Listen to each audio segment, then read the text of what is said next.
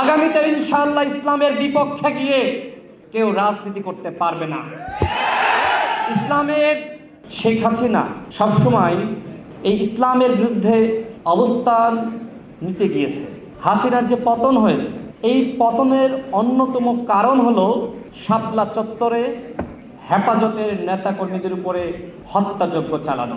আমরা দেখেছি এই ইসলামকে সবসময় এক ধরনের মলিন করা, এবং যারা ইসলামকে নিয়ে চিন্তা করে, যারা ইসলামকে বিস্তার ঘটাতে চায়, যারা মাদ্রাসার শিক্ষার্থীদের অধিকার নিয়ে আন্দোলন করে, নানানভাবে তাদেরকে দমন করার চেষ্টা করা হয়েছে, তাদেরকে দাবিয়ে রাখার চেষ্টা করা হয়েছে।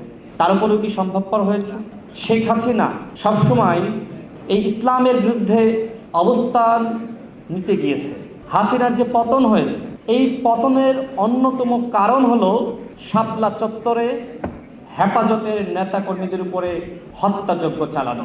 হাসিনার যে পতন হয়েছে, সে যে আলেম বিদ্বেষী ছিল, মাদ্রাসার শিক্ষার্থীদের প্রতি তার যে ক্ষোভ, তার যে বিদ্বেষ, একমাত্র এই ইসলাম বিদ্বেষী হওয়ার কারণে হাসিনার পতন হয়েছে। এদেশে কেউ কখনো ইসলামের বিরুদ্ধে গিয়ে, ইসলামের বিপক্ষে অবস্থান নিয়ে রাজনীতি করতে পারে নাই। আগামীতে ইনশাআল্লাহ ইসলামের বিপক্ষে গিয়ে কেউ রাজনীতি করতে পারবে না।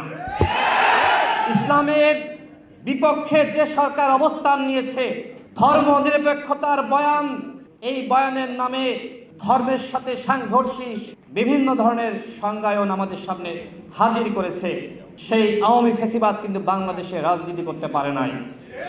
সুতরাং এখন যে সরকার রয়েছে, আগামীতে যে সরকার আসবে, প্রত্যেককে ইসলাম মেনে রাজনীতি করতে হবে, দেশ চালাতে হবে। আমাদের দল গণ অধিকার পরিষদ ইসলামী মূল্যবোধে বিশ্বাস করে। বাংলাদেশে আমরা রাজনীতি করছি, আপনাদের মতন আমরা ইসলামিক দল না, কিন্তু আমরা যারা মধ্যপন্থা অবলম্বন করি, আমরা কেউ ইসলামের বিরুদ্ধে না। ইসলামিক মূল্যবোধকে ধারণ করেই বাংলাদেশের যে গণতান্ত্রিক অগ্রযাত্রা, সেটাকে এগিয়ে নিয়ে যেতে হবে। হেফাজতে ইসলাম বাংলাদেশের বড় একটি রাজনৈতিক শক্তি বললে আমার কাছে মনে হয় ভুল হবে না। আপনারা বলেন যে আপনারা অরাজনৈতিক, কিন্তু বাংলাদেশের রাজনীতি অনেকটা আপনারা নিয়ন্ত্রণ করেন। যেটি আতাউল্লাহ ভাই বললেন যে হেফাজতে ইসলাম এবং আপনারা একটি অরাজনৈতিক শক্তি, কিন্তু বাংলাদেশে যেই ক্ষমতায় আসুক না কেন, যারাই রাজনীতি করুক না কেন, হেফাজতে ইসলামকে বাদ রেখে বাংলাদেশে রাজনীতি করা যাবে না।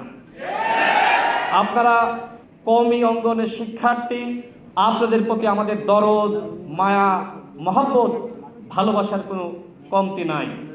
আপনাদের উদ্দেশ্যে কয়েকটি কথা বলে আমি আমার বক্তব্য শেষ করব।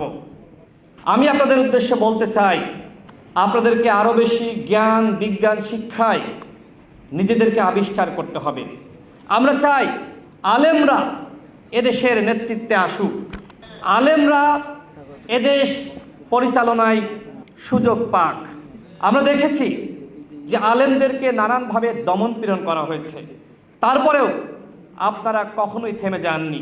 এই গণঅভ্যুত্থানে আমরা দেখেছি যাত্রাবাড়িতে ওই অঞ্চলের মাদ্রাসার শিক্ষার্থীরা কিভাবে আওয়ামী ফ্যাসিবাদের বিরুদ্ধে লড়াই করেছিল।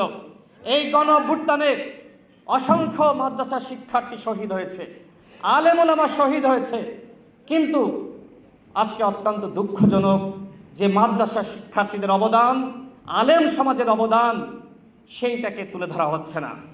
অন্তর্বর্তীকালীন সরকারের কাছে আমার আহ্বান থাকবে, কতজন মাদ্রাসা শিক্ষার্থী জীবন দিয়েছে, কতজন আক্রান্ত হয়েছে, তাদের একটি তালিকা তৈরি করুন। এবং শাপলা চত্বরে আওয়ামী ফ্যাসিবাদ যে গণহত্যা চালিয়েছিল, সেই গণহত্যার বিচার কিন্তু আজও হয় নাই। কতজন শহীদ হয়েছে, সেই তালিকা এখনো পর্যন্ত তৈরি করা হয় নাই। সুতরাং সরকারকে বলবো, যারা এই আলেম সমাজকে বিভিন্ন সময় আক্রান্ত করেছে, রক্তাক্ত করেছে, তাদেরকে আইনের আওতায় আনুন। মাদ্রাসা শিক্ষার্থীদেরকে, আলেম সমাজকে দূরে রেখে নতুন বাংলাদেশ গঠন করা যাবে না। আমরা যে নতুন বাংলাদেশ গঠনের স্বপ্ন দেখছি, আমি আপনাদের প্রতি সর্বশেষ আহ্বান রাখতে চাই, আসুন আমরা এমন একটি দেশ গঠন করি যেখানে ন্যায় বিচার থাকবে, কথা বলার স্বাধীনতা থাকবে, আর কোনো ফ্যাসিবাদ জন্ম নিতে পারবে না। সেই ধরনের বাংলাদেশ সবাই মিলে আমাদের গঠন করতে হবে।